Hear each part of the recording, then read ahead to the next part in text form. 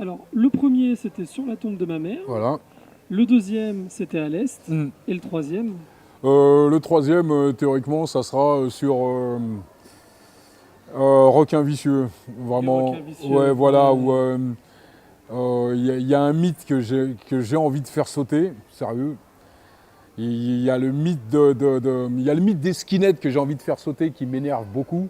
Où beaucoup de gens dans Paris ont cette mauvaise idée de vouloir tirer la couverture à eux-mêmes dans le genre où ils ont chassé les skins. Non, les skins sont partis parce qu'il y a des mecs qui ont fait en sorte qu'ils partent, mais ils sont partis parce que démographiquement, il fallait qu'ils partent. Châtelet-Les-Halles, c'était le deuxième grand travaux à faire, donc les skins sont repartis d'où ils venaient, c'est-à-dire d'Auteuil. Voilà. Le reste, il y a des queumés qui disent ils se sont battus toute la journée. Je dis je voudrais savoir quand. Ça, c'est dire, je suis un Parisien, j'étais vraiment dans Paris. Il y a beaucoup de gens qui te parlent de chasse aux skins alors que c'est des banlieusards. Et crois-moi que les banlieusards, jusqu'à minuit, ça reste pas à Paris. C'est pas vrai. Avant, tu avais un mec qui avait une voiture pour toute la cité. C'était la voiture du père. Tu vois ce que je veux dire?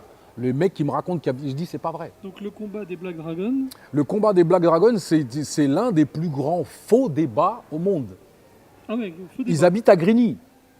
91 ans. Ils habitent à Grigny. On habite en plein Paname. Et il faut arrêter les conneries pendant 5 minutes. Ça veut dire, quand eux, ils sont descendus, il n'y avait plus de skins dans Paname. 90, 92, il n'y avait plus de skins dans Paname. C'est fini.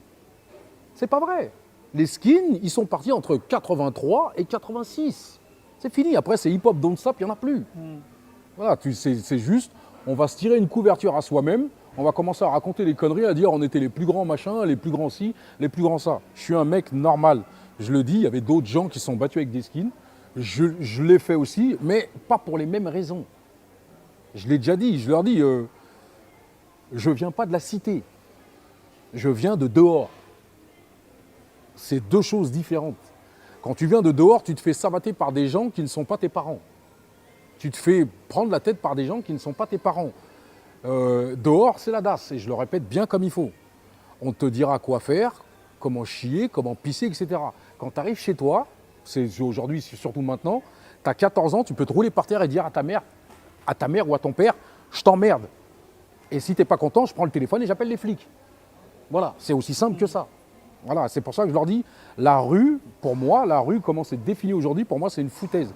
C'est juste une bande de couillons qui n'ont pas envie de rentrer chez eux quand leur mère leur demande de rentrer chez eux.